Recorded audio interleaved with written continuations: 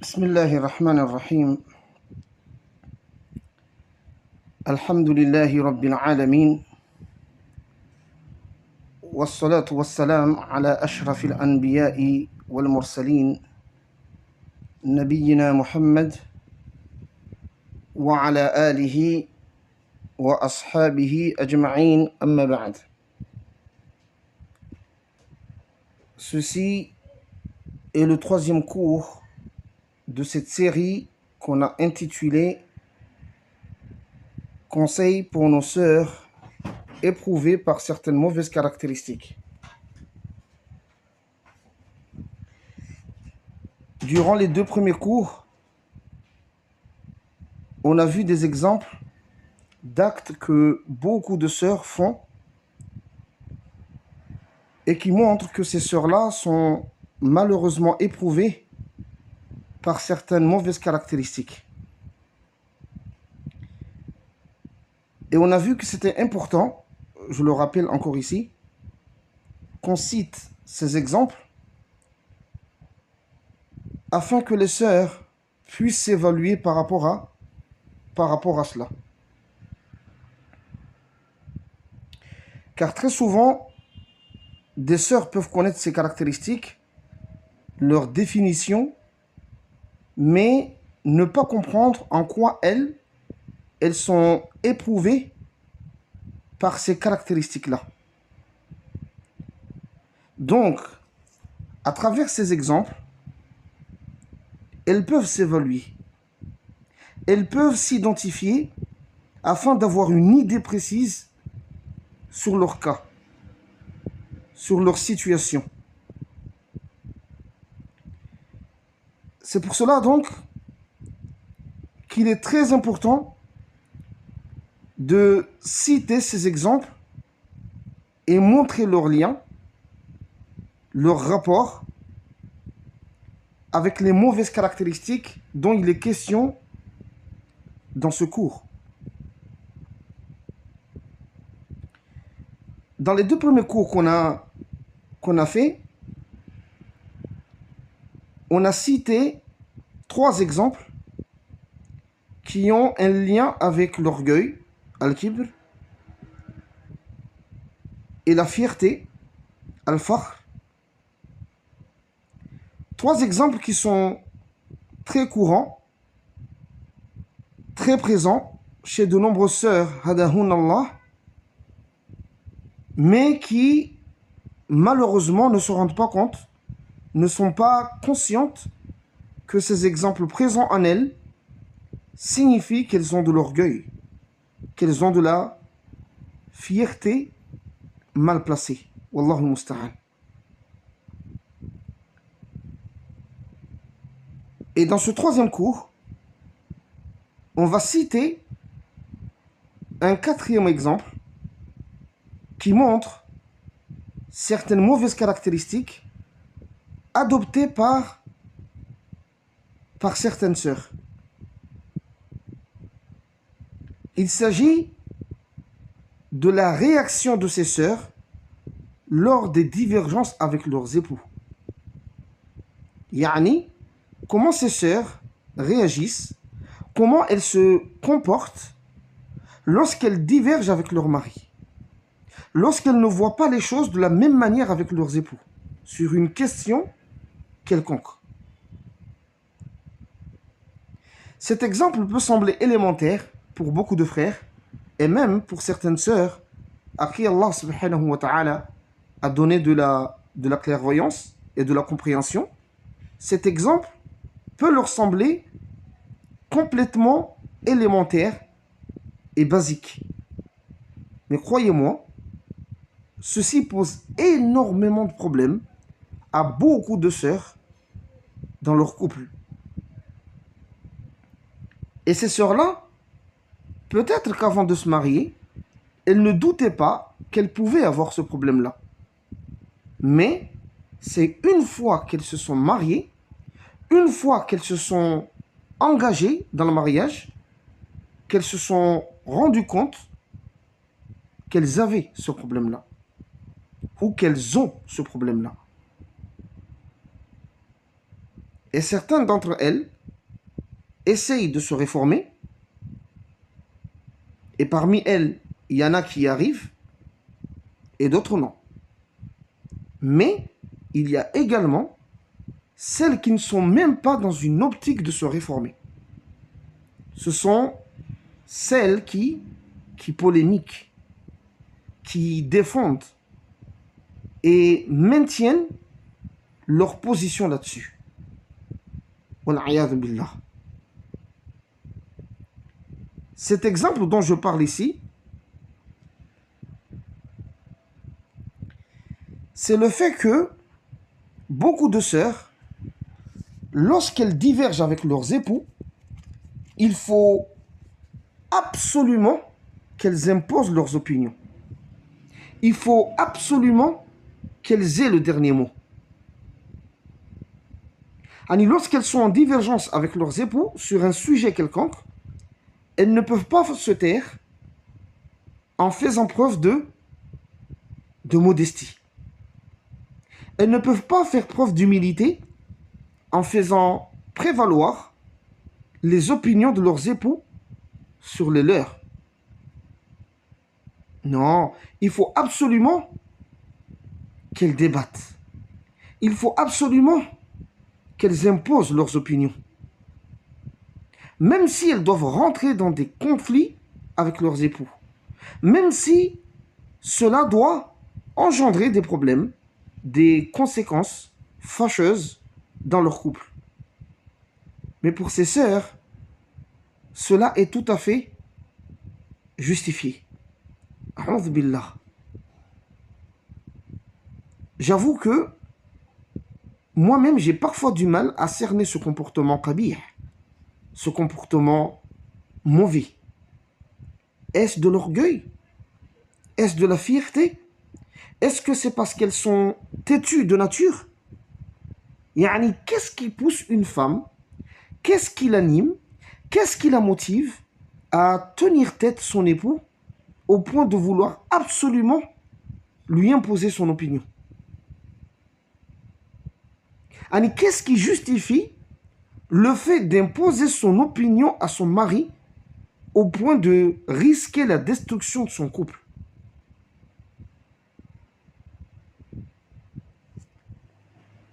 Comme je l'ai dit, moi-même, j'ai parfois du mal à cerner le pourquoi de cela. ويبدو أن ما يحملهن إلى هذا الفعل القبيح الشيطاني هو الكبر والفخر وربما أن يحب الغلبة في المناظرة وفي المناقشات. Il semble que ce qui pousse ces femmes à agir de la sorte, c'est l'orgueil, al-kibr, c'est la fierté. Et aussi l'amour d'avoir le dessus dans les débats, dans les querelles. Car ça aussi, c'est une épreuve. C'est une fitna qui a touché énormément de frères et de sœurs. L'amour de prendre le dessus et de gagner dans les débats. C'est devenu une fitna. Car les gens pensent que c'est lui qui fait cela, c'est lui qui gagne dans les débats, il a plus de ilm, il a plus de science et il est plus méritoire. Beaucoup de gens pensent comme ça, alors que c'est faux. C'est complètement faux. C'est pas parce que tu fais des débats, tu prends le dessus dans le débat et que l'autre il se tait, il dit rien, que ça veut dire que tu es plus méritoire que lui. Que ça veut dire que tu as plus de ilm que lui. Et ça, c'est une fitna que beaucoup de personnes sont tombées. Et c'est dans ce sens que le grand savant de la Sunna, Ibn Rajab al-Hanbali, rahimahullah ta'ala, a dit كما في كتابه المشهور فضل علم السلف على علم الخلف.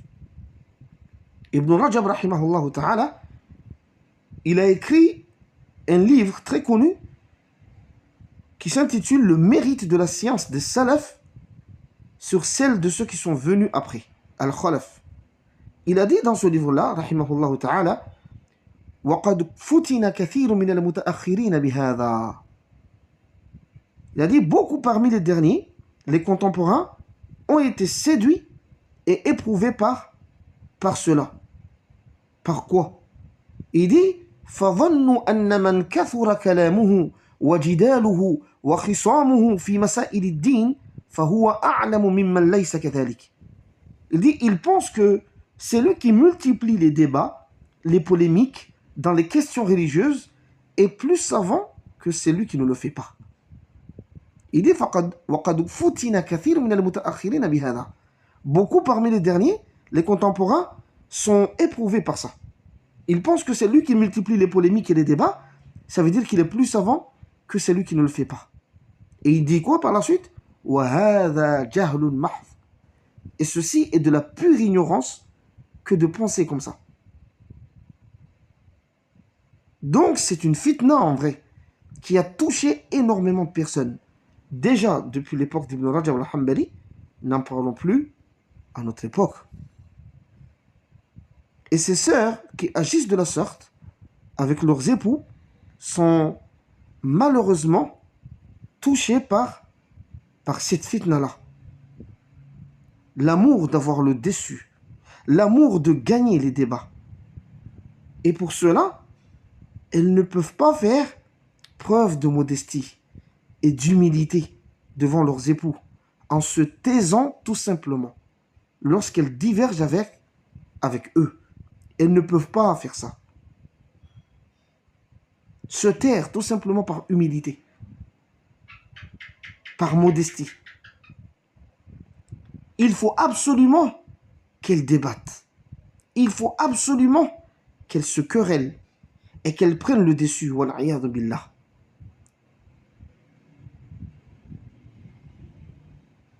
Et ce que ces sœurs ne comprennent pas, c'est que ce genre de mu'amala, ce genre de comportement, ça les rend très laides et très moches. Wallahu al-musta'an.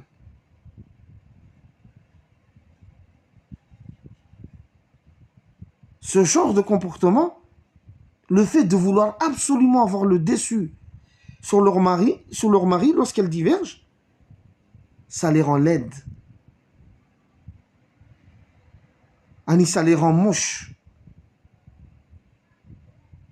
Déjà chez les hommes, c'est vraiment très moche que d'avoir ce comportement. N'en parlons plus quand il s'agit de femmes. Car la vraie beauté de la femme, ce n'est pas le maquillage et tout ce qui va avec ça. La vraie beauté de la femme, c'est sa modestie, c'est son humilité. Donc, ces femmes-là, poussées, séduites et trompées par la quantité d'orgueil, de fierté et de rébellion présente en elles, elles ne se rendent pas compte qu'en adoptant ce genre de comportement, en ayant ce genre de caractéristiques, wallahi thumma wallahi, elles deviennent très laides et très moches. De plus, ces caractéristiques, le fait de toujours vouloir débattre et tenir tête leurs époux lorsqu'elles divergent avec eux, ces caractéristiques-là, au-delà du fait que ça rend les femmes laides et moches, comme je l'ai dit, mais c'est un signe d'égarement. C'est un signe qu'Allah subhanahu wa ta'ala ne veut pas de bien à ce couple, ne veut pas la droiture à ce couple.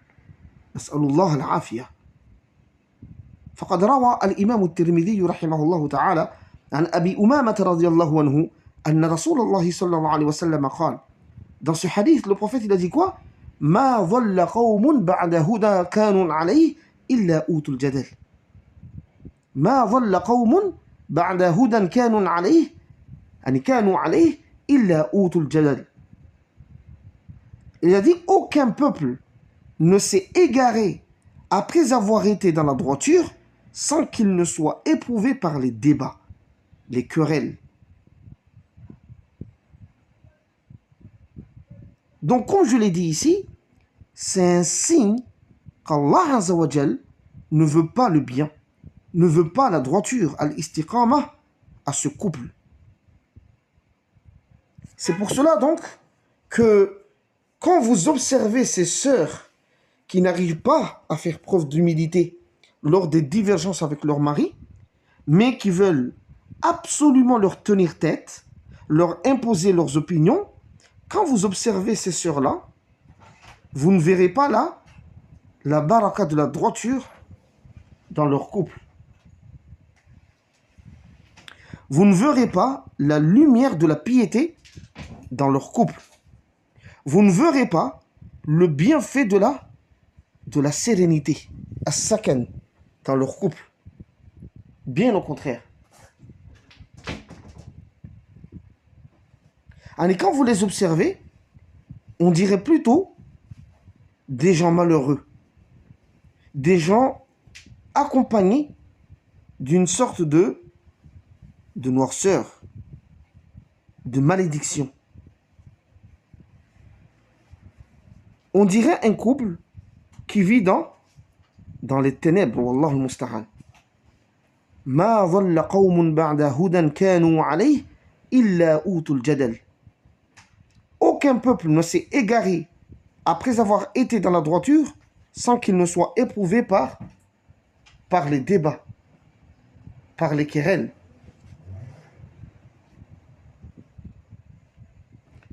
Donc, il s'agit de mentionner cet exemple ici pour montrer que les sœurs qui agissent ainsi sont éprouvées par certaines caractéristiques. Il s'agit de l'orgueil, de la vanité, de la fierté mal placée. Et surtout, ça montre que ces sœurs sont quelque part hautaines et conflictuelles. Wallahu al-musta'an.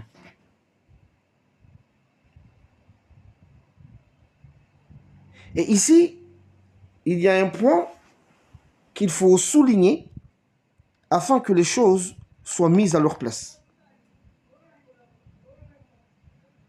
Quand on dit que les sœurs qui agissent ainsi sont éprouvées par certaines mauvaises caractéristiques, il ne s'agit pas non plus de comprendre par là qu'une sœur ne peut jamais avoir raison sur son mari ou qu'elle n'a pas le droit d'avoir une opinion différente de celle de son mari. Alors là, pas du tout.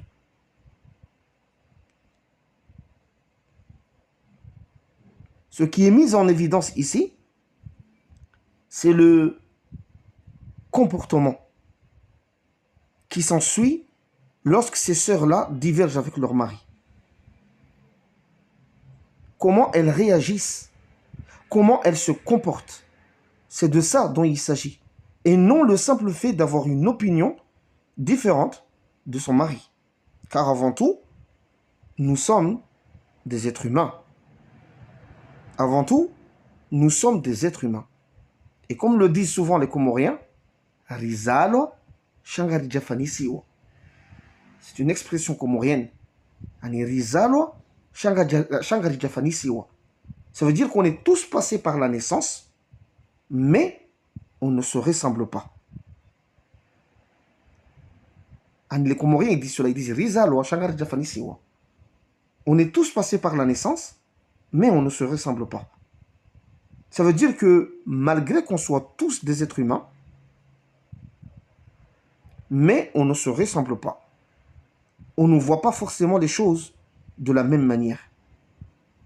Donc, dans cette optique-là, c'est tout à fait normal et naturel qu'il arrive à ce qu'une femme diverge avec son mari, qu'elle ait une opinion différente de celle de son mari, que ce soit sur des questions religieuses ou pas.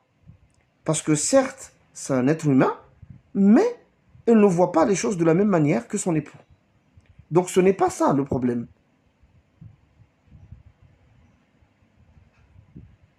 Ce n'est pas le simple fait qu'elle a divergé de son époux, qu'elle n'a pas eu la même opinion que lui. Mais ce qui est mis en évidence ici, dans ce quatrième exemple, c'est ce qui est pointé du doigt dans ce quatrième exemple, c'est la réaction de la femme envers son mari lorsqu'elle diverge avec lui. Comment elle se comporte. C'est ça qui est pointé du doigt ici. Donc ici, il serait judicieux de montrer, de schématiser le comportement que la femme doit avoir face à son époux lorsqu'elle diverge avec lui.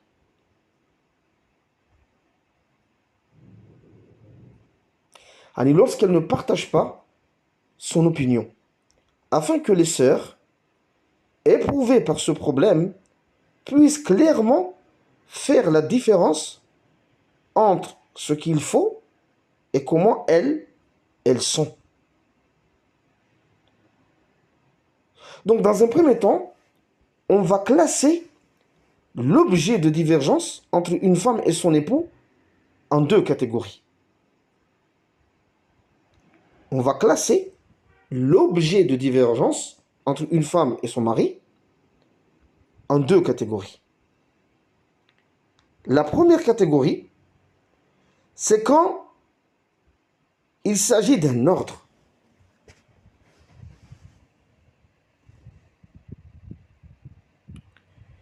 C'est quand il s'agit d'un ordre qui provient de l'époux.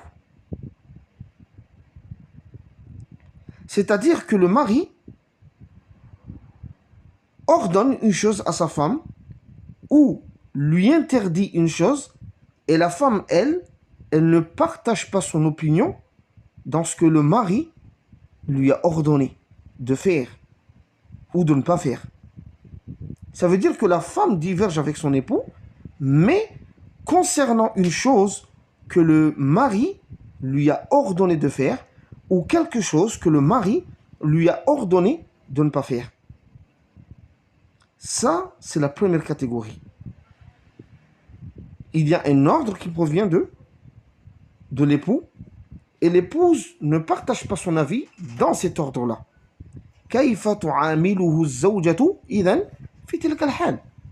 Comment la femme doit se comporter avec son époux dans une telle situation.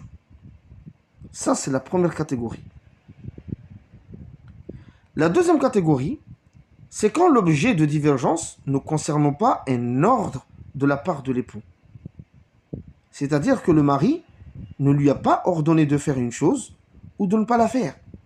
Mais c'est juste que soit les deux discutent ensemble ou projettent de faire quelque chose ensemble, mais ne partagent pas la même opinion dans ce qu'ils discutent ou dans ce qu'ils projettent. Il y a donc une divergence entre cette femme et son époux, mais il n'y a pas eu d'ordre non plus. Le mari ne lui a pas ordonné une chose ou le contraire. Ça, c'est la deuxième catégorie. Et dans ces deux catégories, la première et la deuxième, il y a des mu'amalatun khassatun lahuma. Il y a des comportements à avoir de la part de l'épouse dans chacune de ces deux catégories. Dans la première catégorie, comme on l'a dit, l'objet de divergence concerne un ordre qui provient de l'époux.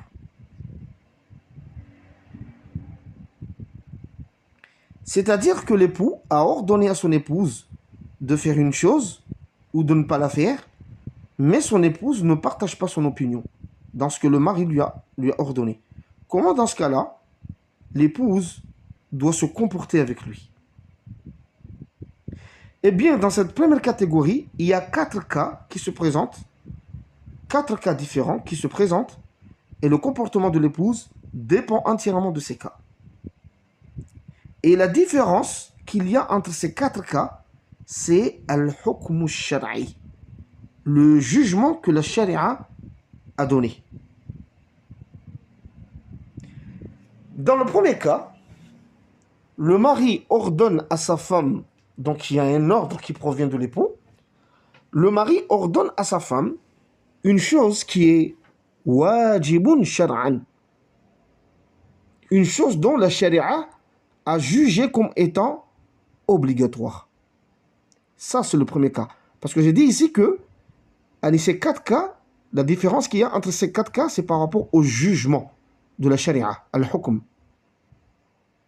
Donc, dans ce premier cas, le mari ordonne à sa femme quelque chose qui est wajib, dont le hukm, c'est l'obligation.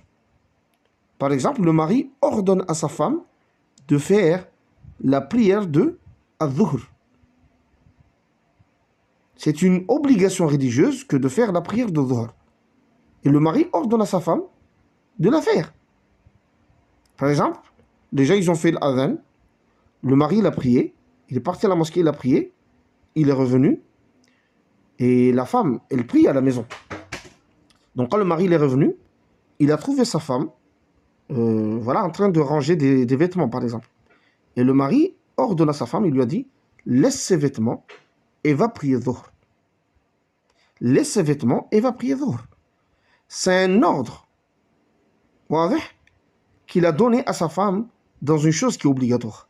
À où les gens ils ont fait l'adhan, et avant de sortir pour aller à la mosquée, le mari dit à sa femme, va faire la prière de dhuhr. Donc il lui a donné un ordre de faire une chose qui est obligatoire pour elle. Et bien dans ce cas-là, la femme doit obligatoirement obéir à son époux, selon ses capacités. Et cette obéissance relève avant tout de l'obéissance envers Allah subhanahu wa ta'ala et son messager sallallahu alayhi wa sallam. Ça, c'est le premier cas. Dans le deuxième cas, le mari ordonne à sa femme, donc il y a toujours un ordre qui provient de l'époux, parce que souvenez-vous, j'ai dit, la différence entre la première catégorie et la deuxième catégorie, la première catégorie, il y a une divergence entre un homme et une femme, mais entre une femme et son mari, mais il y a un ordre. Le mari, il a ordonné à sa femme de faire quelque chose. Et dans la deuxième catégorie, il n'y a pas d'ordre. C'est juste qu'ils ont divergé, mais ma fi amr. Yani, swadaran mina zawj. Il n'y a pas d'ordre qui vient de l'époux. Ça, c'est la deuxième catégorie. Donc là, on est dans la première catégorie, là où il y a toujours un ordre qui vient de l'époux. Mais dans cette première catégorie, il y a 4 cas qui concernent l'ordre. Donc dans le deuxième cas, le mari ordonne à sa femme, donc il y a toujours un ordre qui provient de l'époux.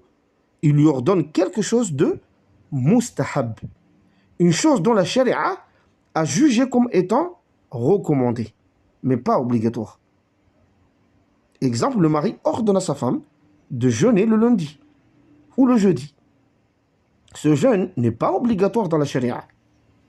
Mais le mari a ordonné à sa femme de jeûner le lundi ou le jeudi. Comment la femme doit se comporter dans ce cas-là, dans cette situation-là? Eh bien, il lui est obligatoire d'obéir son époux selon ses capacités. Donc, dans le premier cas, le mari lui a ordonné une chose qui est obligatoire, la femme, elle, obéit à son mari. Dans le deuxième cas, le mari ordonne à sa femme quelque chose de mustahab, la femme, elle obéit à son mari. À titre d'exemple aussi, le fait de jeûner lundi et jeudi par exemple, c'est pas wajib pour la femme. Donc, le fait de ne... Non, on va laisser ce cas-là, cet exemple-là dans le troisième cas par exemple.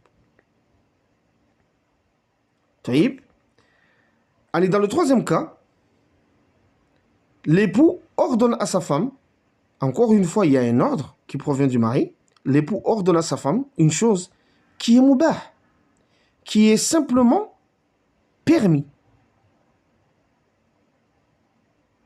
Ce qui est mubah, qu'on traduit par permis, c'est ce qu'on obtient, ni récompense si on le fait, ni péché si on ne le fait pas. Comme le fait, par exemple, de mettre de la peinture dans sa chambre. Tu ne seras pas récompensé si tu le fais, et tu n'auras pas de péché non plus si tu ne le fais pas.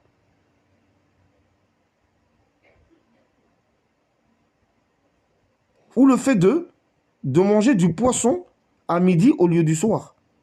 Tu n'as ni récompense parce que tu l'as fait, ni péché parce que tu l'as délaissé. On appelle cela mubahun. Quelque chose de permis, tout simplement.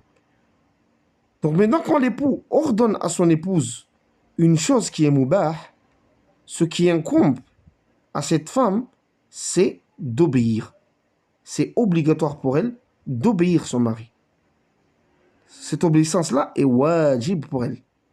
Exemple, le mari ordonne à sa femme de cuisiner tel repas au lieu de tel autre. C'est un acte mubah que de cuisiner tel repas et pas un autre. C'est mubah, c'est permis. Mais si le mari ordonne à sa femme de le faire, il est obligatoire à la femme d'obéir son époux dans ce cas-là.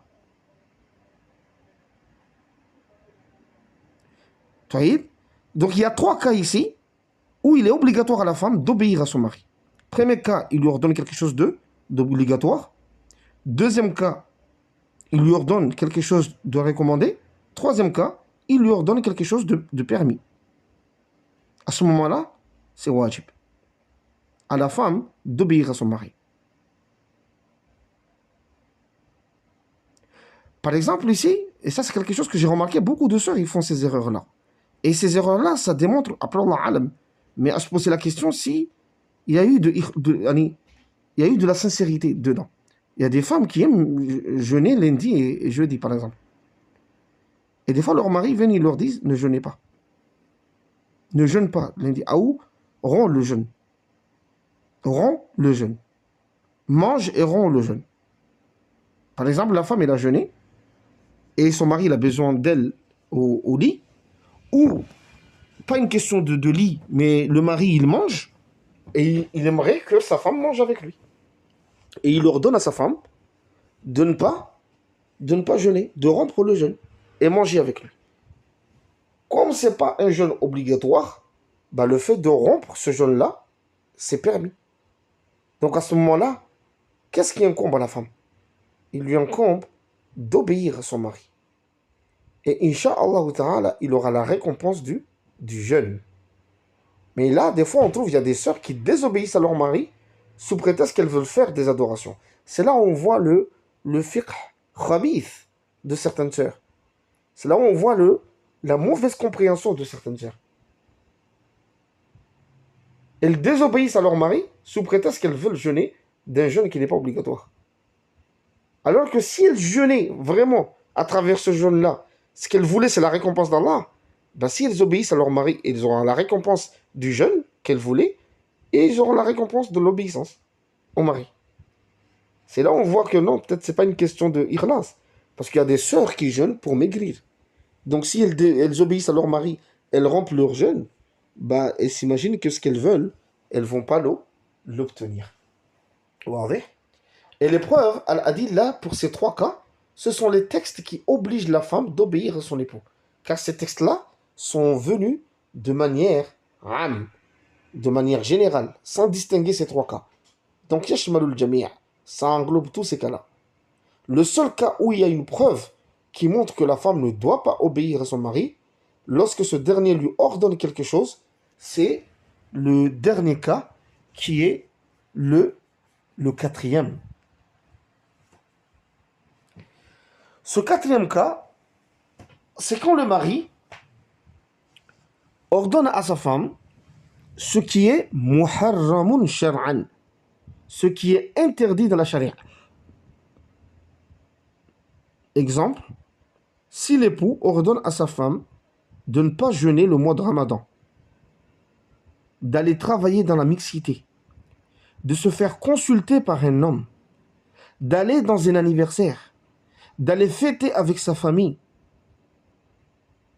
d'aller fêter Noël avec sa famille, c'est là que je voulais dire enfin. Tous ces actes-là sont interdits dans la religion. Ne pas jeûner le mois de Ramadan, c'est interdit.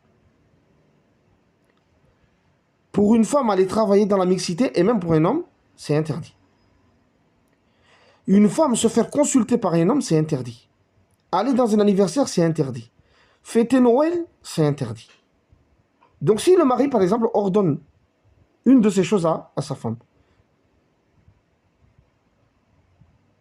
si le mari ordonne à son épouse ce genre d'actes, ou d'autres qui sont haram, à ce moment-là, l'épouse ne doit pas lui obéir. Et la preuve, c'est le hadith authentique, La ta'ata li makhlouqin fi ma'siyatil khaliq. Il n'y a pas d'obéissance envers une créature dans la désobéissance au Créateur.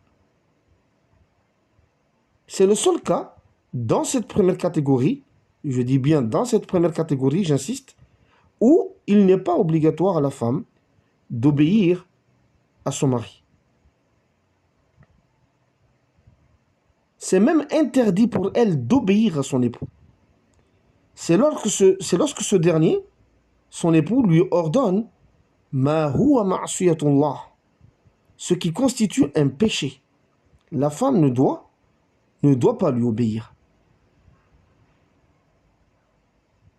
Maintenant, il y a une autre situation qui ne sort pas de cette première catégorie.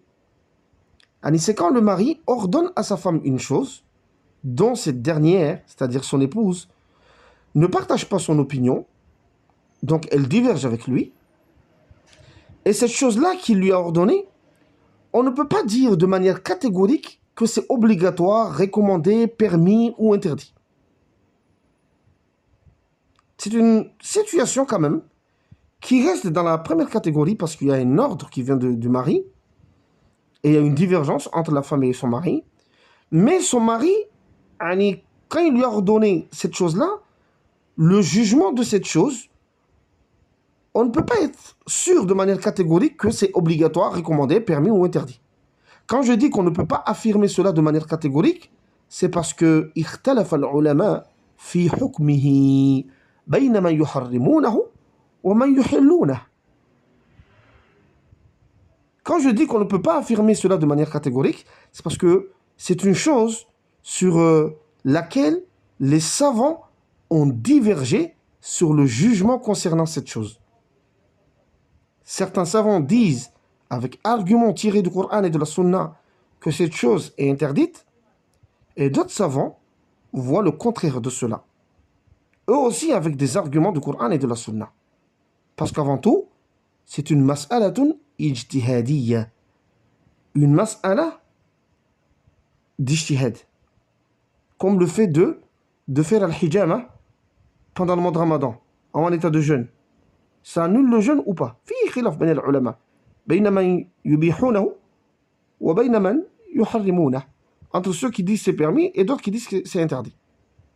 Et les deux avec des adillah. Dans ces questions-là, dont les savants ont divergé, si l'homme et son épouse, eux aussi divergent, chacun suivant un avis soutenu par des savants de la sunna avec des arguments, comment doit être le comportement de la femme? Parce que dans les 4 cas que j'avais cités, c'est des cas où le jugement il est clair. Le fait de prier Dhuhr, c'est obligatoire, khalas, il n'y a pas khilaf là-dessus. Que les anniversaires sont interdits, khalas, il n'y a pas de doute là-dessus. Donc si le jugement il est haram, la femme n'obéit pas. Si le jugement il est obligatoire, il obéit. Si il est mustahab, il obéit. Il est akhiri. Mais ici, une mas'ala ijtihadiyya. Comme le fait de faire al-i'tiqaf pendant les 10 derniers jours du mois de Ramadan dans une mosquée qui n'est pas celle du prophète. Ou masjid al-haram. هل يجوز ولا يجوز؟ اختلف العلماء. Certains disent c'est permis, d'autres disent c'est interdit. L'homme dit à la femme d'aller faire ijtihad, d'aller faire i'tiqaf. Et la femme diverge avec lui sur cette question-là. Comment doit être le comportement de la femme? Eh bien, il faut savoir que il y a une qa'ida, une règle qui dit حكم الحاكم يرفع الخلاف. Il y a une qa'ida qui dit حكم الحاكم يرفع الخلاف. Le jugement du hakim ou l'opinion que le hakim a pris comme jugement annule la divergence, fait tomber la divergence. Mais est-ce que cette règle s'applique ici pour le cas de l'homme et son épouse qui divergent? Est-ce que cette qa'ida, elle s'applique ici? Donc pour mieux comprendre, dans un premier temps, si c'est le cas ou pas, cherchons d'abord à comprendre cette règle. Cherchons d'abord à comprendre cette règle. Quand on dit hukm al-hakim, le jugement du hakim, man al-hakim, qu'est-ce qui est voulu par ce terme al-hakim? Qu'est-ce qui est voulu? Qu'est-ce qui est désigné par ce terme al-hakim dans cette règle-là? Certains savants disent que c'est le qadi. C'est le qadi, le juge, dans un tribunal islamique. Lorsqu'un qadi juge dans une affaire concernant une mas'ala, une question où il y a divergence entre les fuqaha, une divergence entre les savants, l'opinion qu'il aura adoptée pour juger de cette affaire fait tomber la divergence qu'il y a entre les savants sur cette question, mais uniquement dans l'application des jugements dans cette affaire. Mais par contre, la divergence reste dans le domaine ilmi, dans le domaine de la science.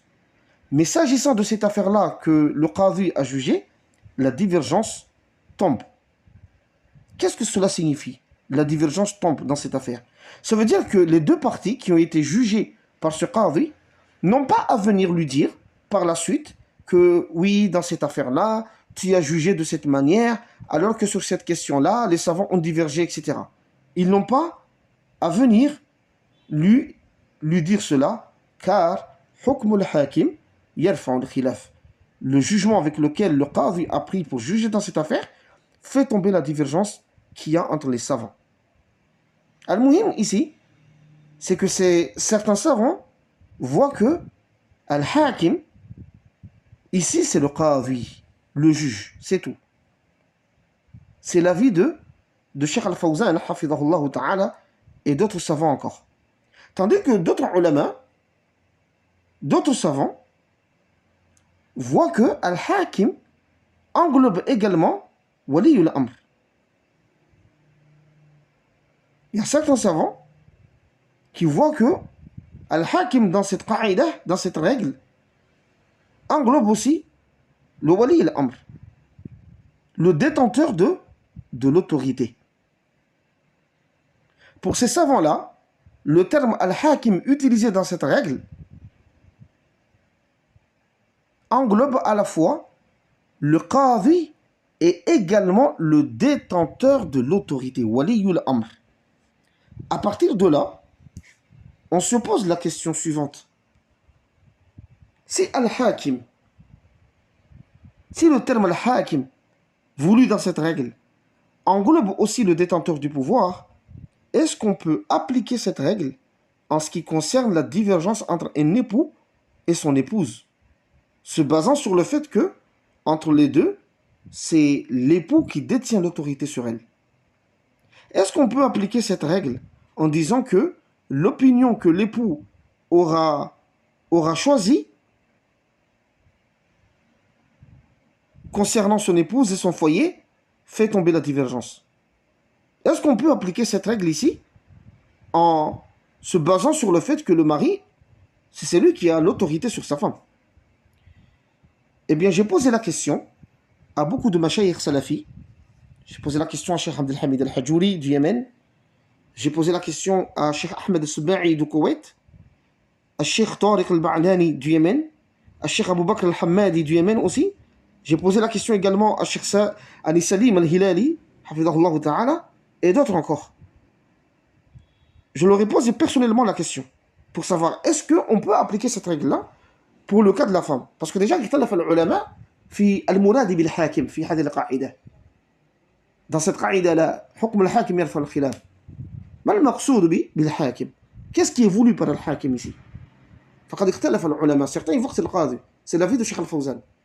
Et j'en ai vu d'autres mashayikh, Cheikh Sulayman al-Ruhayli et d'autres, ils voient que non, الحاكم يرجع إلى ولي الأمر أيضا.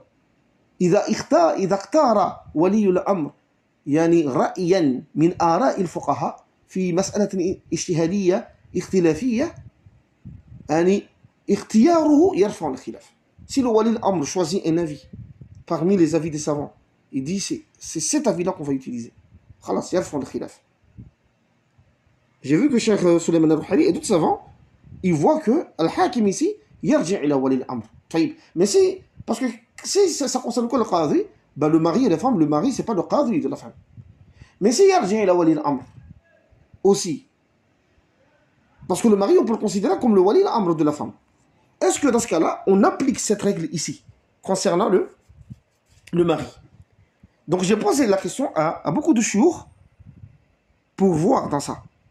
Et c'est peut-être lourd de dire ça, que c'est flou, mais j'ai vu qu'il y a plein de paroles. J'ai vu qu'il y a plein d'opinions. Certains voient qu'on applique la règle, d'autres non. D'autres disent que ça dépend de l'affaire en question, comme l'a personnellement dit Cheikh Abdelhamid Al-Hajouri. Yani, si elle concerne la vie conjugale ou pas, et d'autres paroles encore.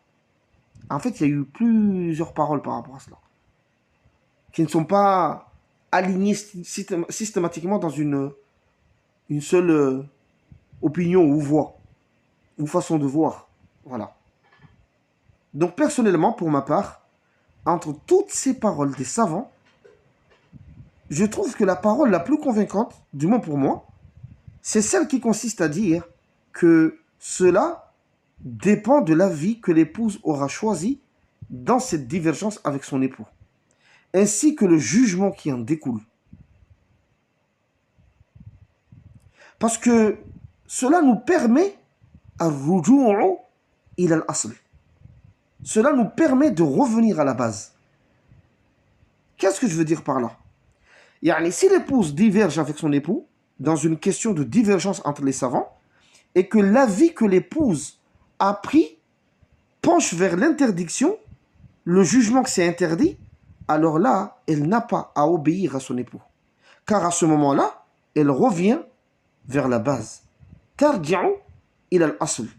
Et la base, c'est la règle qui dit la ta'ata li makhlouqin fi ma'siyati al-khaliq.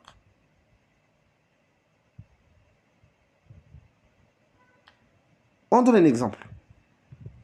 فقد اختلف العلماء فيما يتعلق بستار المرأة. Les savants ont divergé sur la question du port du sitar, le niqab.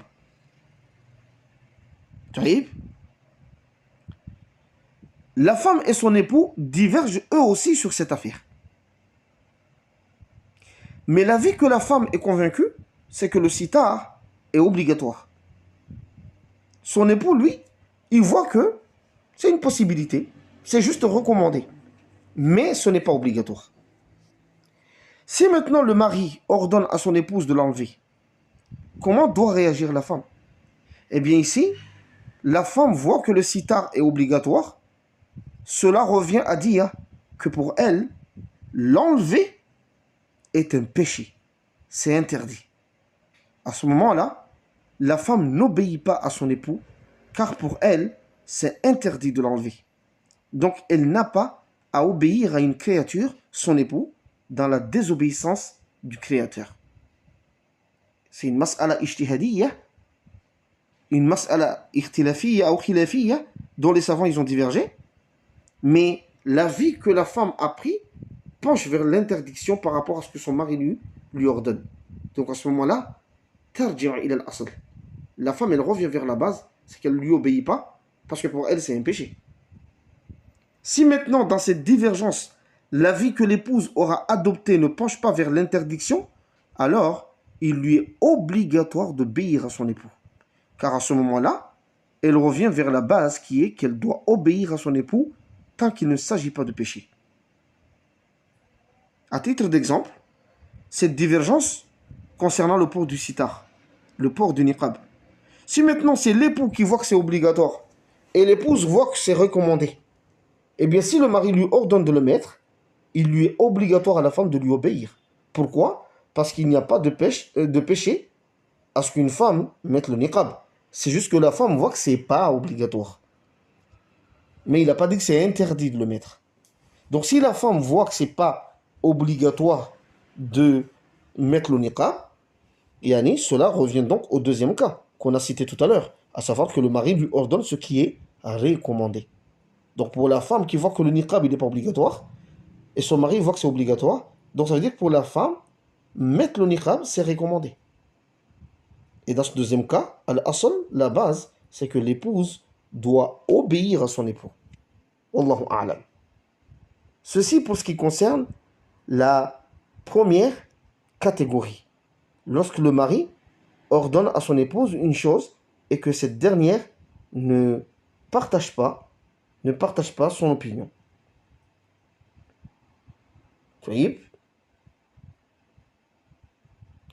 Maintenant, il y a la deuxième catégorie. C'est quand la femme diverge avec son époux, elle ne partage pas son opinion, mais il n'y a pas eu d'ordre non plus provenant de l'époux. Ce dernier ne lui a pas ordonné quelque chose, que ce soit sur des questions religieuses ou des questions dunyawiya qui relèvent de la vie courante. Exemple, ils discutent ensemble d'une question religieuse. L'époux dit que l'avis le plus juste sur cette question, c'est ceci, parce qu'il y a tel et tel dalil. Et c'est l'avis de tel et tel savant. Quant à l'épouse, elle dit que l'avis le plus juste, c'est tel autre. Et c'est l'avis également de tel autre savant. Ici, on voit qu'il ne s'agit pas d'ordre que l'époux a donné à son épouse. Il s'agit simplement d'une discussion scientifique entre un homme et sa femme. Ou par exemple, les deux divergent sur une affaire qui n'est pas religieuse. Ils se demandent qu'est-ce qu'ils vont manger à midi. Le mari dit que c'est mieux de manger telle chose et la femme propose autre chose. Ils ont certes divergé, mais il n'y a pas eu d'ordre ici provenant de l'époux. L'époux ne lui a pas ordonné de cuisiner ceci ou cela. Dans cette catégorie, comment doit se comporter l'épouse? Tout dépend de l'époux, comment il prend les choses. Tout dépend de l'époux, comment il prend les choses. Si ça ne dérange absolument pas l'époux que son épouse ne soit pas d'accord avec lui, eh bien, il n'y a pas de mal à ce que l'épouse exprime son opinion, la défende avec politesse. Cela peut même rentrer dans al-munaqashatul ilmiya, les discussions scientifiques, les débats scientifiques profitables. La femme débat avec son époux, elle s'argumente, défend ses opinions, il n'y a pas de mal à ça. Il n'y a pas de mal à ça. C'est même un très bon moment qu'un homme peut passer avec sa famille. C'est même un très bon moment qu'un homme peut passer avec sa famille tout en leur apprenant l'art de l'argumentation, de la persuasion, etc.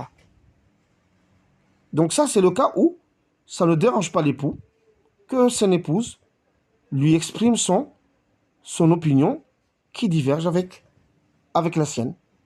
Et franchement, je vous conseille de profiter de ces moments-là. Et par exemple, des moments où tu n'as pas besoin de redonner à ton épouse ou à tes filles des choses, vous passez ces moments-là à, à débattre avec eux, à débattre avec ton épouse, à débattre avec tes filles. Vous n'êtes plus dans un angle d'ordre.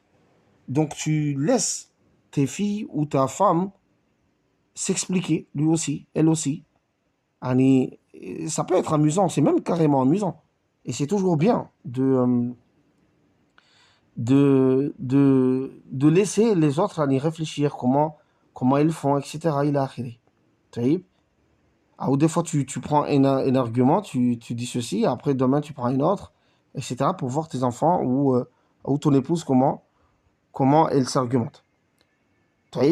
Donc, si ça ne dérange absolument pas l'époux, il n'y a pas de mal à ce que la femme lui exprime son opinion qui diverge avec la sienne.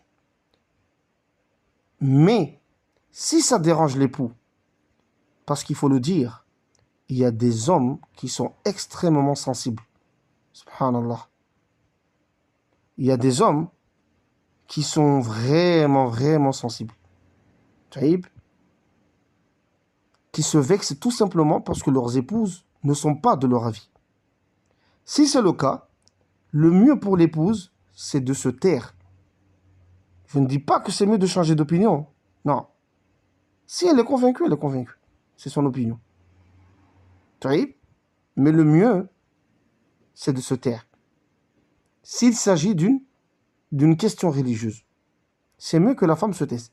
Si son mari est quelqu'un de sensible, qui se vexe parce que sa femme n'est pas d'accord avec lui, bah, le mieux pour la femme, c'est de se taire. Taïb, elle se tait pour ne pas vexer son époux, sans pour autant changer son opinion si elle est convaincue. Mais elle évite de lui montrer qu'elle n'est pas d'accord avec lui pour ne pas le vexer. Et rentre dans ce cas précis une erreur que font beaucoup de sœurs malheureusement et qui vexent considérablement leurs époux, wallah al-musta'an. Surtout quand les époux sont sensibles, comme ce que je viens de dire ici. C'est le fait que quand elles veulent appuyer leurs opinions, elles citent des prédicateurs, des étudiants qui partagent le même avis qu'elles. Il y a beaucoup de sœurs qui font cela. Elles disent à leurs époux, même Abu Fulan, Abu Intel a dit cela dans son cours. Il a dit que c'est permis ou que ce n'est pas permis. Ceci ne fait pas partie du comportement à avoir avec son époux si ce dernier est très sensible. Si ce dernier est très sensible. Parce que ça fait genre, elle défend ce prédicateur qui est un homme qui lui est étranger contre son mari, contre son époux. Et cela affecte et blesse son époux. وهذا ما ينبغي. وهذا ما ينبغي. C'est pour cela que le mieux, comme je l'ai dit, c'est de se taire tout en gardant son opinion. Ça, c'est concernant les questions religieuses. Alors, il y a beaucoup de sœurs qui font énormément ces erreurs. Et des fois, il y a des hommes qui sont très sensibles par rapport à cela. D'ailleurs, je me souviens, subhanallah, ma fille, rahima, non, ma fille Zahra, hafidhahullah ta'ala, elle avait l'habitude, à chaque fois qu'elle me pose une question, et je lui dis, Cheikh Foulan, il a dit ça. Va voir Cheikh Foulan, il a traité cette question dans tel livre, dans tel livre, dans tel livre. Et ma fille, hafidhahullah ta'ala, elle avait l'habitude de me dire, papa, explique-moi, toi. Parce que moi, pour moi, en fait, t'es mon cher, genre. Explique-moi, toi. Mais ne me renvoie vers Cheikh Foulan ou Cheikh Foulan. Explique-moi, toi. Voilà. Je veux ton opinion à toi. Ton explication à toi. Et j'avoue qu'en fait, ça fait très plaisir, en fait. Ça fait énormément plaisir. Ça, c'est ma fille, hein. Ça, c'est ma fille. N'appelons plus, c'est ton épouse, yani. Parce que des fois, il y a beaucoup de sœurs qui font ces erreurs-là. Après, moi, personnellement, je pense pas que ça... C'est pas là où ma sensibilité elle se manifeste, mais je sais qu'il y a des frères qui sont très sensibles. Il y a des frères qui sont très sensibles. Il y a des gens, je sais pas comment expliquer en fait. Après, chacun son truc, hein. On n'est pas tous pareils. Même les sœurs, ils sont pas tous pareils. Bah, les hommes aussi, ils sont pas tous pareils. Il y a des gens, ça les... Après, moi, pour mon cas, personnellement, en fait, c'est la vérité qui m'intéresse. Tu vois? Que ma fille ne soit pas d'accord avec moi, franchement, moi, c'est la cohérence que j'aime bien. Tu vois, c'est la cohérence. C'est que si la personne n'est pas d'accord avec moi, il n'y a pas de problème. Mais dans ton opinion, sois cohérent. C'est tout. C'est ça qui me vexe quand la personne n'est pas cohérente. Mais qu'elle ne partage pas mon opinion. Mais je reconnais que pour des hommes qui peuvent être très sensibles, c'est vrai que c'est quelque chose, ça fait très plaisir. Et beaucoup de sœurs, en fait, ils font ces erreurs-là. Ils vont dire à leur mari, regarde, tel prédicateur, il a dit ça, il a dit ça, il a dit ça dans son cours. Alors que ce que le prédicateur, il a dit, c'est pas la vie que le mari, il a, mais c'est la vie que la femme, elle a. Après, des fois, il y a des hommes qui sont sensibles par rapport à cela. Ils ne voient pas le côté ilmi des choses. Mais ils vont dire, oh, ouais, regarde, ma femme, elle défend tel prédicateur. Et des fois, il y a des hommes qui détestent des prédicateurs pour ça, hein, pour rien du tout. Je me souviens, il y avait un frère, une fois, il parlait d'un prédicateur de France. Et subhanallah, il m'a dit, je l'aime pas. Un frère, il me parle d'un prédicateur de France. Il m'a dit, je l'aime pas, j'aime pas ce prédicateur-là, tu vois. Et j'ai dit, pourquoi en fait? C'est pas un salafi? Il m'a dit, si, c'est un salafi. J'ai dit, mais c'est quoi le problème alors? Il m'a dit, bah, c'est le prédicateur des sœurs. Hein? J'ai dit, comment ça, c'est le prédicateur des sœurs? Ça veut dire quoi, ça, prédicateur? En fait, c'est des expressions pour moi, des fois, j'arrive pas à comprendre. Comment ça, un prédicateur de sœurs? Ça veut dire quoi, un prédicateur de sœurs? Ça veut dire qu'il ne prêche quoi aux femmes? Il m'a dit, non, non, non, c'est pas ça. C'est qu'en fait, il m'a dit, les sœurs, elles aiment ce genre de prédicateur. J'ai dit, et alors, ça fait quoi? En fait, j'arrivais pas à comprendre. Si les sœurs, elles aiment ce prédicateur, quand je dis elles aiment le discours de ce prédicateur-là, comment il prêche, etc. J'ai dit, ça fait quoi? C'est que. Après, c'est là il m'a expliqué, il m'a dit, non, des fois, ça engendre des problèmes dans des couples. Et après, je sais pas, je dis, écoute, Harry, si toi, ton. Après, c'est là où tu vois aussi que des fois, les gens, ils sont pas logiques. Hein. Des fois, les gens, ils sont pas logiques. Mais si toi, ton objectif, c'est que ta femme, elle comprenne des choses, et que toi, tu n'arrives pas à lui expliquer, mais toi, ton objectif, c'est qu'elle comprenne, oriente-la vers la personne qui peut lui expliquer, à partir du moment où c'est un salafi, tu vois. Mais comme je l'ai dit, il y a des frères qui sont extrêmement sensibles par rapport à ça. Ils voient que leur femme écoute tel prédicateur, elle comprend, elle voit que c'est bien, et des fois, il y a des femmes, ils font ces erreurs-là. Elles font les éloges de ces prédicateurs-là devant leurs époux. Elles leur montrent que, voilà, yani, que voilà, ce prédicateur-là, il a dit ça, ça, ça, ça, ça, ça, ça. Alors, c'est pas la vie de son. Il y a des hommes qui sont sensibles par rapport à ça. Et ça leur fait énormément mal. Tu vois? Donc, quand ça concerne des affaires religieuses comme ça, je pense que le mieux pour la femme, c'est de se taire. C'est de se taire carrément. Donc, il faut faire très attention à ça. Parce que, comme j'ai dit, il y a des hommes qui sont sensibles. Il y a des hommes qui sont sensibles. Des fois, tu dis une chose, et après, ça peut aller loin, mais tu ne te rends pas compte. Et comme je dis, ce prédicateur-là, il y a des frères, ils le détestent, alors que dans le fait, il n'aura rien fait. C'est juste qu'il a parlé, c'est juste qu'il a parlé, et il y a des sœurs, ils ont compris. Je me souviens, j'avais dit à ce frère-là que, tu sais, ma sœur, j'ai dit à ce frère-là que ma propre sœur, elle aime bien écouter ce prédicateur. Moi, ça, c'est pas un problème. Moi, personnellement, ça fait ni chaud ni froid, en fait, en vrai. Et ça, c'est des choses qu'on est habitué, même en études de mathématiques, on est habitué. D'ailleurs, je me souviens quand j'étais à la fac aussi, c'est pareil. Hein. Une fois, j'avais un professeur, et, je crois que c'était un analyse fonctionnelle ou un truc comme ça. Et il parlait, mais je ne comprenais pas en fait ce qu'il disait en fait. Je ne comprenais pas son cours. Et dans ma tête, je demandais à mes camarades de classe, est-ce que vous comprenez? Ils me disent oui, on comprend. Donc le fait que tout le monde comprend, moi je ne comprenais pas, donc je ne pouvais pas imputer l'erreur au prof. Donc moi, dans ma tête, je suis parti dire au prof que j'ai décidé de ne plus venir à tes cours. Parce qu'en fait, je ne comprends pas, alors que tout le monde comprend. Donc en fait, c'est pas vous le problème. C'est juste que peut-être votre discours, en fait, il ne me convient pas. Donc peut-être j'ai besoin d'un autre discours.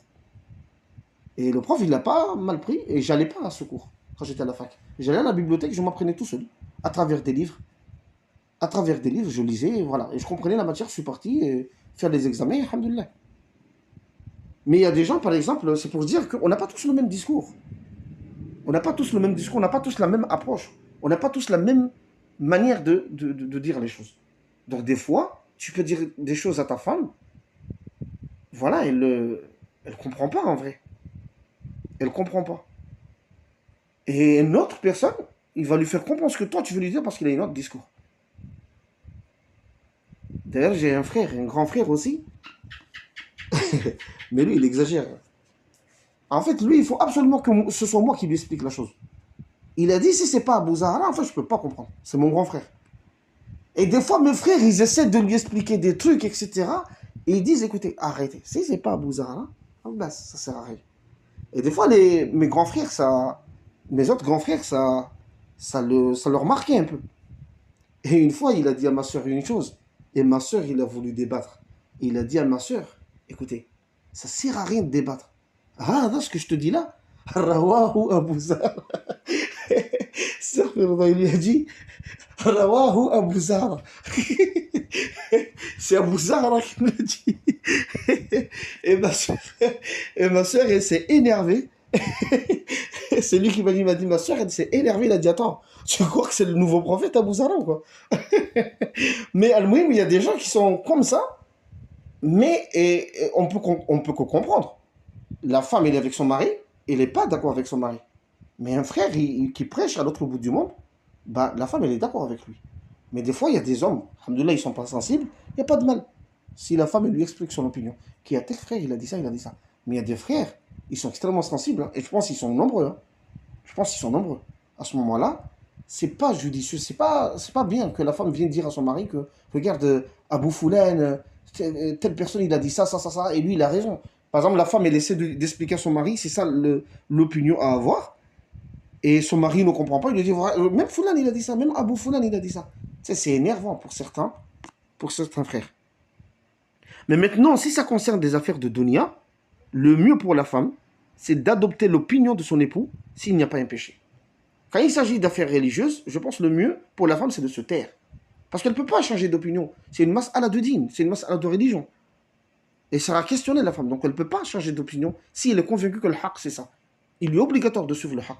Mais c'est mieux de se taire, ne pas le dire à son mari, pour ne pas le vexer. Mais maintenant, si c'est une mas'ala dunyawiya, c'est une mas'ala de dunya, c'est une question de dunya, le mieux pour la femme, c'est d'adopter l'opinion de son époux s'il n'y a pas un péché. Même si elle n'est pas d'accord avec lui. Même si elle ne partage pas l'opinion de son mari. Mais comme ce n'est pas une affaire de religion, c'est une affaire de dunya, c'est mieux que la femme adopte l'opinion de son mari. Comme l'exemple que j'ai cité tout à l'heure, concernant ce qu'ils doivent manger à midi. Le mieux, c'est que la femme adopte l'opinion de son époux. C'est mieux qu'elle lui montre qu'elle fait prévaloir enfin l'avis de son époux sur le sien ou celui de quiconque. C'est comme ça que la sœur, elle doit se comporter. Si ce n'est pas une question de dîme, mais c'est une question de dunya. Parce que ton opinion dans des choses de dunya, c'est pas grave, tu peux la changer demain, c'est pas un problème. Si aujourd'hui tu vois que le mieux pour nous, c'est de manger telles choses, et tu changes d'avis après, mais c'est pas grave. Shar'an, il y a la bas, il y a aucun mal. Donc dans des choses de dunya comme ça, dont il n'y a pas des trucs de dunya, il n'y a pas des trucs de religion, tant que c'est pas haram, yani c'est mieux que la femme adopte l'opinion de son époux, c'est mieux qu'elle lui montre qu'elle fait prévaloir la vie de son époux sur le sien. Une épouse doit vraiment avoir ce réflexe de montrer souvent à son époux que son opinion, c'est-à-dire l'opinion de son mari, est très importante et prioritaire à ses yeux. Cela fait partie des meilleurs comportements que la femme doit avoir dans son couple. Le fait de montrer à son mari que l'opinion de son mari prévaut sur la mienne dans des choses de dunya comme ça. Parce qu'il ne sera pas questionné religieusement parlant. Ou des fois, c'est même mieux carrément de montrer à son époux que j'aime ton opinion. Tu vois? Cela fait partie des meilleurs comportements que la femme doit avoir dans son couple. Et je peux vous dire, wallahi, thumma wallahi, je peux vous dire que cela suscite beaucoup d'amour dans le cœur d'un homme. Parce que les hommes, contrairement aux femmes, ils ont des instincts de dominateur. Ils ont besoin de se sentir roi, de se sentir chef dans leur foyer. Donc quand la femme lui montre qu'elle fait prévaloir son opinion à lui sur son opinion à elle, cela engendre beaucoup d'amour dans le cœur d'un homme. D'ailleurs, subhanallah, encore une fois, je me souviens que ma fille Zahra, elle avait beaucoup ces tactiques-là, elle me montrait à chaque fois que moi, ce que j'aime, c'est ce qu'elle aime. Parce que j'aime ça, moi. Moi, son père, j'aime ça, donc elle aime ça parce que moi, son père, j'aime ça. Et elle me le montrait à chaque fois. Par exemple, une fois, on regardait une muhadara, une conférence de Cheikh Saad al-Shatri, qui parlait du farq bayna ماذا؟ بين التقليد والاتباع. بين التقليد والاتباع. Et je regardais cette muhadara, il y avait mes enfants. Et mes enfants, ils sont contents, ils regardent. Le truc, c'est que dans cette muhadara, il y a Cheikh Saad al-Shatri, il parlait en arabe, mais il y avait une traduction. Il y avait quelqu'un qui traduisait en anglais. La personne, il traduisait en anglais. Et Cheikh Safri, il a dit, je ne parle pas en anglais, je parle arabe. Et il explique pourquoi il parle arabe. Et le traducteur, il traduisait en anglais, quoi. Et à un moment donné, il disait, Inna Allah arsala rasulahu, arsala Muhammad sallallahu alayhi wa sallam bilisanin arabiyyin mubin. Il a dit Allah Azza wa Jalla, il a envoyé le prophète sallallahu alayhi wa sallam dans une langue arabe claire. Et le traducteur, il a dit ça en anglais. Et comment il le disait en anglais, le traducteur, en fait, comment il faisait pour traduire? On dirait un voyou.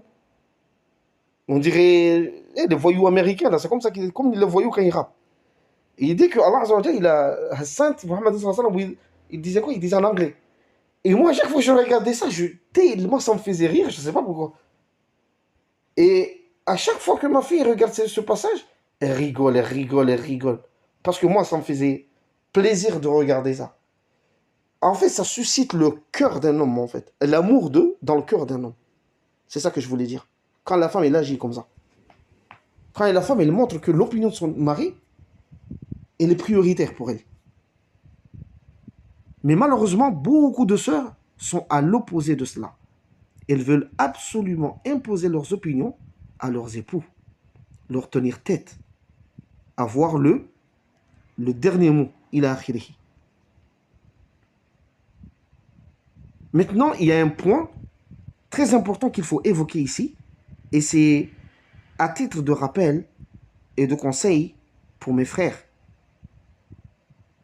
Et quand on analyse les différentes situations, les différents cas qu'on a évoqués tout à l'heure, et comment l'épouse doit se comporter dans chacun de ces cas, on verra que les cas où la femme ne doit pas obéir à son époux sont vraiment très rares. La très grande majorité des cas, la femme se doit d'obéir à son époux, même si elle n'est pas d'accord avec lui, même si elle ne partage pas son opinion. Elle se doit de lui obéir dans la très grande majorité des cas.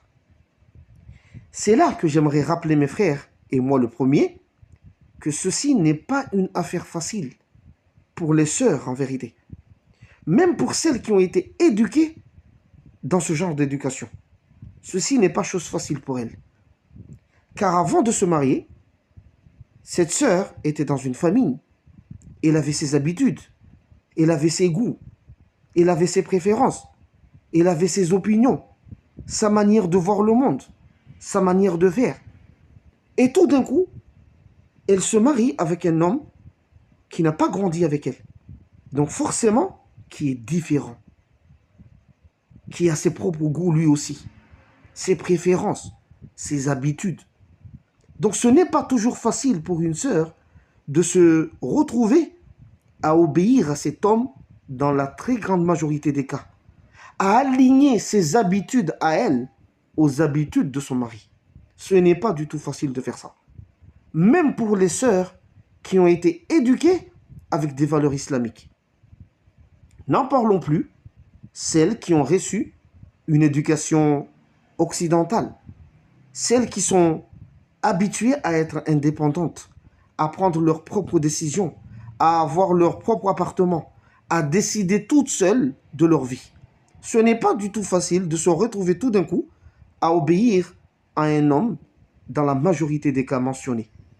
Je dis cela parce que j'ai remarqué que quand on parle de ça, de l'obéissance de la femme envers son époux, comment les sœurs doivent se comporter avec leur mari, etc., cela engendre une sorte de satisfaction chez les frères, parce qu'on aura défendu leur cause.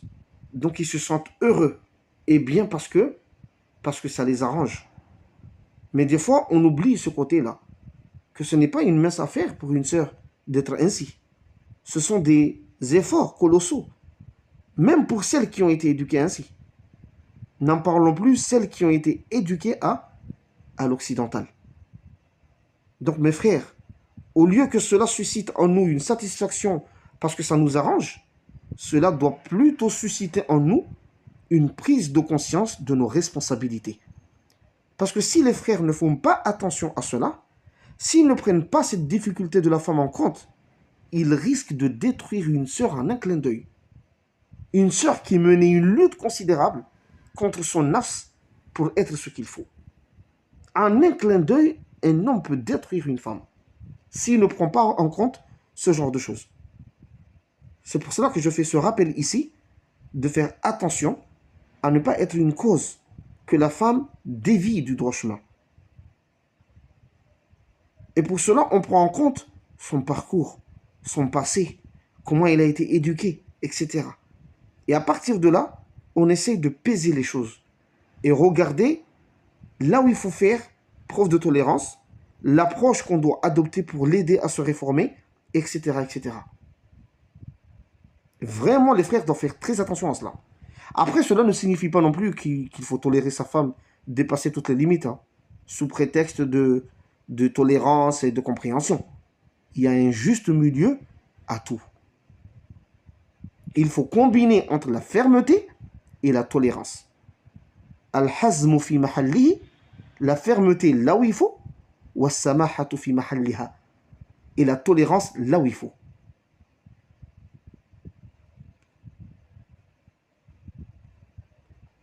Parce que ça aussi, c'est une erreur que font beaucoup de frères, malheureusement.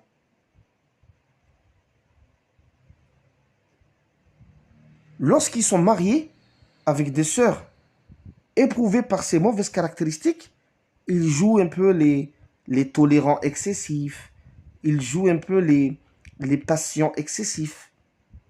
Et pour éviter de se disputer tout le temps avec leurs épouses, parce que ces dernières leur tiennent tête à chaque fois, ou pour éviter que les choses dégénèrent dans leur couple, parce que ces frères aiment leurs épouses et ne veulent pas se séparer d'elles, ou parce qu'ils ont des enfants, ces frères se voient céder à chaque fois. À chaque fois, ils font preuve de tolérance. Ils patientent, ils cèdent, jusqu'à perdre complètement le contrôle sur leurs épouses. Il y a beaucoup de frères, énormément de frères, qui sont tombés dans ça. Et ces dernières, c'est-à-dire leurs femmes, finissent par prendre le dessus et le contrôle du couple. Et ça, c'est très dangereux. À la fois pour ses frères et pour leurs enfants. Donc, quand je disais aux frères qu'il faut qu'on fasse attention, ne pas détruire une femme, ne pas aujourd'hui dire que ouais, la femme doit m'obéir et tout, donc machallah, c'est à mon avantage. Non, il faut qu'on regarde aussi que ces femmes-là, c'est pas facile, c'est pas évident de se retrouver à obéir à un homme. Dans tous ces cas-là, dans la majorité des cas que j'ai mentionnés, c'est pas évident. Donc les frères doivent faire attention à cela, mais cette attention-là non plus, il ne faut pas dépasser les limites, faire preuve d'autolérance, yani laisser sa femme faire ce qu'elle a envie sous prétexte que ouais, mais c'est comme ça qu'elle a été éduquée, donc j'essaie de patienter, de faire preuve de tolérance. Non. Vous voyez? Parce qu'à force de faire ça, de céder, yani, les hommes finissent par perdre le contrôle. Et leurs épouses prennent le dessus et le contrôle du couple. Et ça, comme je l'ai dit, c'est très dangereux.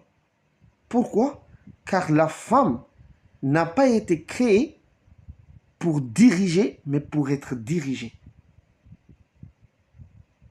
La femme n'a pas été créée pour commander. Elle a été créée pour être commandée et orientée. Donc si elle prend le contrôle du couple, c'est terminé. Les choses vont aller dans le mauvais sens. C'est pour cela que le prophète sallallahu alayhi wa sallam a dit, comme fi Sahih al-Bukhari, lan yufliha qawmun wallaw amrahum imra'ah. Un peuple qui a confié la gestion de leurs affaires à une femme ne réussira jamais. C'est parce qu'une femme n'a pas été créée pour diriger, mais pour être dirigée. Et si elle prend le contrôle, c'est terminé. C'est pour cela que, à un moment donné, quand ça va trop loin, quand on a des épouses qui veulent jouer les commandantes avec nous, qui veulent jouer les capitaines avec nous, qui veulent jouer les chefs avec nous, il faut tirer les rênes, tirer les cordes et lui montrer que c'est moi qui commande. C'est moi qui décide. Si ça ne te plaît pas, on n'a qu'à se séparer et chacun prend sa route. C'est aussi simple que ça. Mais c'est moi qui décide ici. C'est moi qui commande ici. Donc il faut faire très attention à ça. يعني نجمع بين هذا بين السماحة والحسم. On combine entre la fermeté et la tolérance. Il y a certaines choses, il faut faire preuve de tolérance.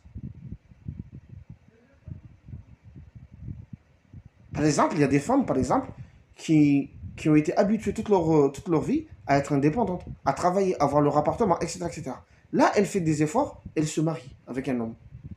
C'est pas facile pour elle de demander de l'argent sur l'homme, même si c'est ce qu'il faut. Mais c'est pas facile pour elle.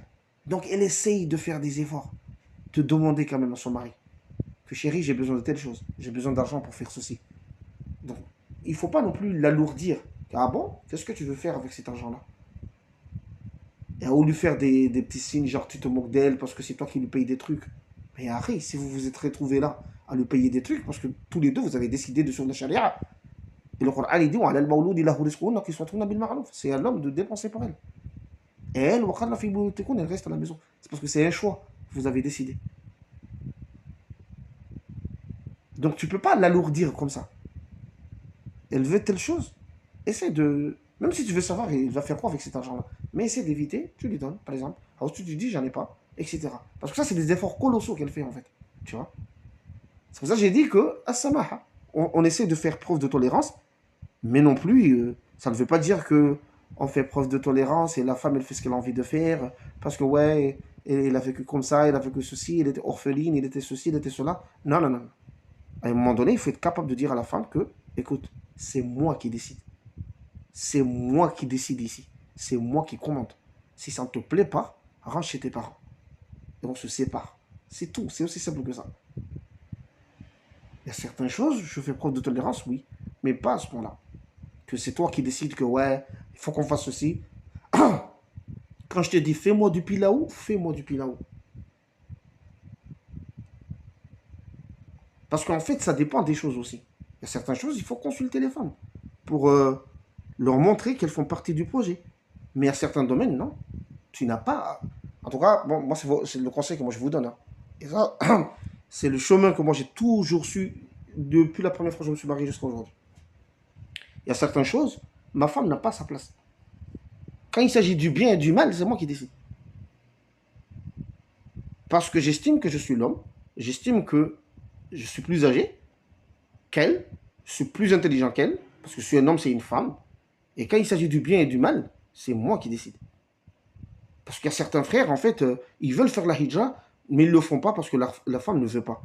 Et, je ne comprends pas pourquoi tu consultes. Pourquoi tu as besoin de consulter. Pourquoi tu as besoin de l'opinion de ta femme sur ça?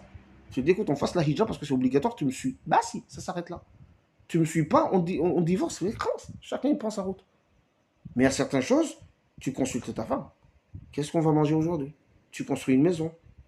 Tu demandes à ta femme de choisir les carreaux parce que c'est elle qui va être là. Ah, ou comment tu veux le plan de la maison, etc. C'est des choses. Voilà, tu consultes ta femme. Ah, ou, entre ça et ça, qu'est-ce qui est préférable? Mais quand il s'agit du bien et du mal, non. C'est toi qui décides. Et elle te suit. Bah, c'est point final. Et il n'y a pas de. Il y a certaines choses. Parce qu'après, ça dépend des personnes aussi, tu vois. Ça dépend des personnes. Mais voilà, il y a certaines choses. Après, je sais pas. Moi, il y a certaines choses, j'estime que non, je vais pas consulter ma femme. Pourquoi je vais consulter ma femme? Je te dis de faire telle chose, bah c'est ralasse. Et dans ce domaine-là, j'aime pas que après, quand tu dis ça et ta femme, ouais, mais pourquoi? Mais écoute, si j'avais besoin de ton avis, je t'aurais demandé ton avis. Si je t'ai pas demandé ton avis, ralasse. Tu fais ce que je te demande de faire. Sauf si c'est un péché. Si c'est un péché, tu viens, tu lui dis, ralasse, il n'y a pas de problème. Donc ici, il faut combiner, Yani, entre ces choses-là. Parce qu'il y a beaucoup de faiblesses aussi qui viennent des hommes. Qu'aujourd'hui, ta femme, elle décide de tout, mais c'est pas possible. C'est comme il y avait un frère, une fois, il s'est plaint de moi, qu'on était censé faire un truc, et il a appelé un autre frère, il lui a dit, ouais, Abou Zahra, nanana. Et le truc, et le frère, il m'a appelé, je lui ai dit, écoute, en fait, c'est un frère, on était censé faire un projet avec, lui et moi. Donc, on s'est donné rendez-vous dans un endroit à telle heure. On s'est donné rendez-vous dans un endroit, on va se voir dans tel endroit, à telle heure. Et voilà que le matin, le frère, il m'appelle, avant l'heure du rendez-vous. Et il me dit, est-ce qu'on ne peut pas changer d'endroit? On va dans un autre endroit, s'il te plaît, etc. Dans ma tête, mais pourquoi on va changer d'endroit? Est-ce qu'il y a un péché? Il y a quelque chose, Shar'an, qui montre qu'on doit pas aller là? Il a dit non, mais madame, son épouse ne veut pas. J'ai dit, bah dis à ton épouse qu'on annule le projet. Bas. Et j'ai dit, on annule tout, frère, on annule tout. Et ce frère-là, il a appelé un autre frère pour se plaindre de moi. Et j'ai dit à ce frère, moi, je ne peux pas travailler avec quelqu'un comme ça. J'ai dit à ce frère-là, tu sais, moi, dans ce rendez-vous-là, j'allais même pas parler à ma femme. Pourquoi mon épouse, elle est censée savoir avec qui je vais voir Non, ça, c'est à moi de contrôler elle. Mais mes frères, ils ne les connaissent pas. Si on ne connaît pas l'endroit, ça fait quoi? Et quand même, comment ça, c'est ton épouse qui va décider où est-ce qu'on va se voir ou où est-ce qu'on ne va pas se voir? Mais quand même, c'est exagéré, subhanallah. Donc ici, à un moment donné, oui, il faut faire preuve de tolérance. Il y a certains domaines qu'il faut tolérer pour ne pas qu'on détruise des sœurs. Mais à un moment donné, il faut que les épouses comprennent que les chefs, c'est nous, pas elles. C'est lui qui décide, c'est moi. Basse. Si ce que je te dis, ça te plaît pas, il y a un qadi qui est là. Va voir le qadi. Il va me consulter. Il n'y a pas de problème. Il y a tes parents qui sont là. Il y a ta famille qui sont là. Mais c'est moi qui décide. C'est pas à toi de décider à ma place. Mon enfant, je l'appelle comme je veux. Je lui donne le nom que je veux, c'est mon haq à moi. Bah si, ça s'arrête là. Alors une fois j'étais... Parce que les frères, ils exagèrent avec ça. Hein. Ils ne se rendent pas compte, mais ils exagèrent avec ça. Une fois, j'étais dans un centre commercial, enfin pas vraiment un centre commercial, mais dans une sorte de... Un peu en France, comme quand on dit Franprix, des trucs comme ça. C'est pas une épicerie, mais je sais pas comment on dit. Un supermarché, voilà, dans un supermarché. On était dans un supermarché, il y avait un frère. Et, subhanallah, il n'arrive même pas à décider de ce que lui, il veut manger. Et il appelle sa femme, et je fais ça, je fais ceci, je fais ça, qu'est-ce que je dois faire? Hein? J'étais choqué, j'étais avec ce frère, j'ai dit, Akhi, taqillah, je fais nafsik, Akhi, subhanallah, qu'est-ce que tu es en train de faire ici? En fait, tu appelles ta femme pour qu'elle décide de ce que toi, tu dois manger? On dit, tu lui dis, écoute chérie, je vais manger ça. Qu'est-ce que je dois acheter pour manger ça? Achète des tomates, achète ça. Ben si, ça s'arrête là. Ça s'arrête là. Mais quand même, je fais ça, je fais comment? Après, deux fois, il nous disait de nous taire parce qu'il n'entend pas. Je dis, hein? Mais c'est quoi ces histoires? J'étais choqué, j'ai dit, Harry, écoute, c'est pas possible, c'est toi l'homme de la maison, frère. C'est toi qui sais ce que tu veux manger, non? Tu dis à ta femme, écoute chérie, je veux manger telle chose. Qu'est-ce que je dois acheter? Achète ça, achète ça, achète ça. Bah si, ça s'arrête là. Parce que ça, là, on ne discute pas. Parce que toi, tu ne sais pas cuisiner. Toi, tu veux manger des crêpes, bah si. Tu ne sais pas pourquoi il va faire ça, il va mettre ça, pourquoi il va commencer pas. Ça, ça te regarde pas, tu ne sais pas. Mais c'est toi qui décides. Et puis si tu veux faire plaisir à ta femme, il n'y a pas de problème. Mais pourquoi j'ai... Hein, qu'est-ce qu'on doit faire? Qu'est-ce qu'on doit manger? Ah, attends, quand même. Ajib, on est quoi? On est quoi? Des... Non, mustahab. Et ça, c'est pour ça que je dis, à un moment donné, les frères, il faut qu'ils soient capables de tirer les ficelles et de dire à la femme que, oui, écoute, c'est moi qui décide ici. C'est pas toi. Surtout les enfants aussi, évitez cette affaire. Que ta fille, tu dis non, et après, ou ta fille ou ton enfant, il veut quelque chose, tu lui dis non, et qu'il va voir ta femme, ton épouse, pour lui dire, maman, pourquoi il va voir ta femme? Alors que toi, le père, tu as dit non. Ou toi, le père, tu as dit oui. Pourquoi l'enfant, il va voir ta femme? Pour faire quoi?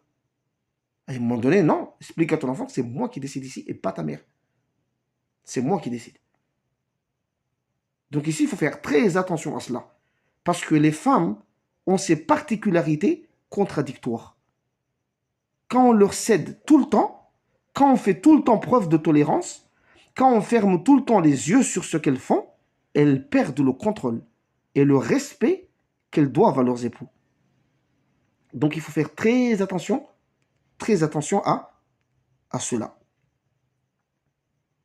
Cheikh Salih al-Sheikh, hafidahullah ta'ala, a dit une parole similaire, dans un audio enregistré de lui. Il a dit, la traduction directement, il a dit, il ne fait aucun doute que l'obéissance de la femme envers son mari est une obligation. La femme doit, dans sa relation avec son époux, faire preuve d'obéissance et d'acceptation.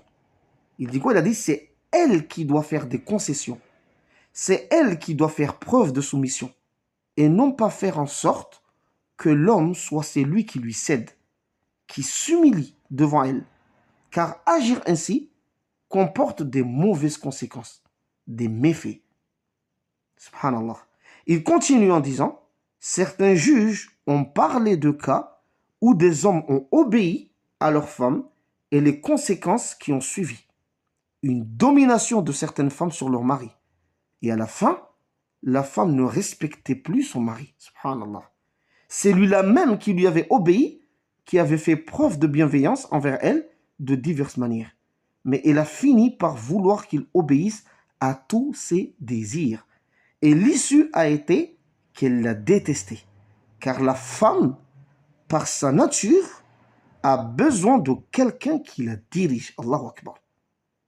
Qui est autorité sur elle.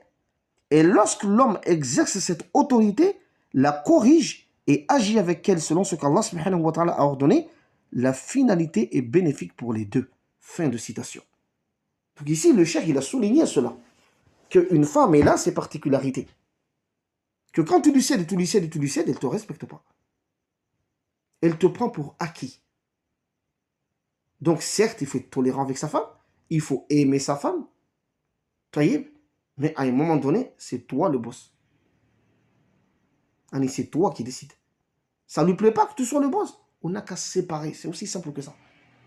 Et que tu vas chercher, la femme, elle va chercher un secrétaire avec lequel c'est elle qui va être la boss, et toi, tu vas chercher une vraie épouse. C'est comme ça que ça fonctionne.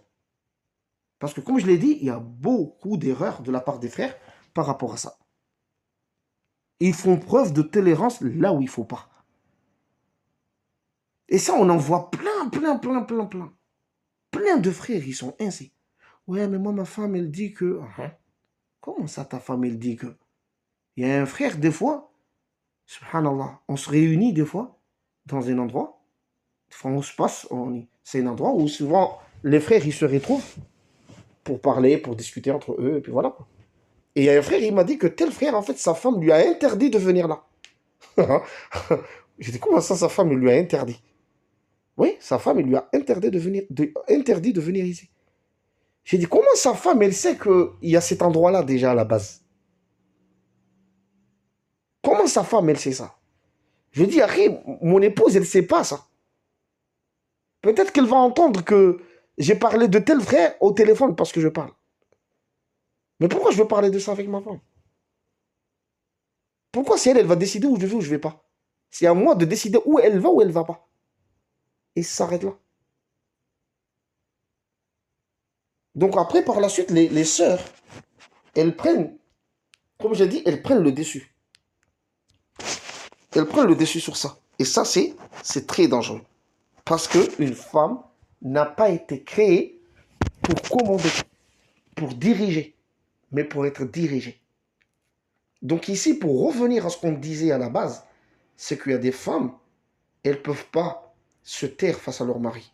Il faut toujours qu'elles aient le dernier mot. Il faut toujours qu'elles imposent leurs opinions à leurs époux. Et les hommes, pour éviter de se disputer à chaque fois, pour éviter que ça dégénère et que le couple se sépare parce qu'il y a des enfants, nanana, ils finissent toujours très souvent par céder.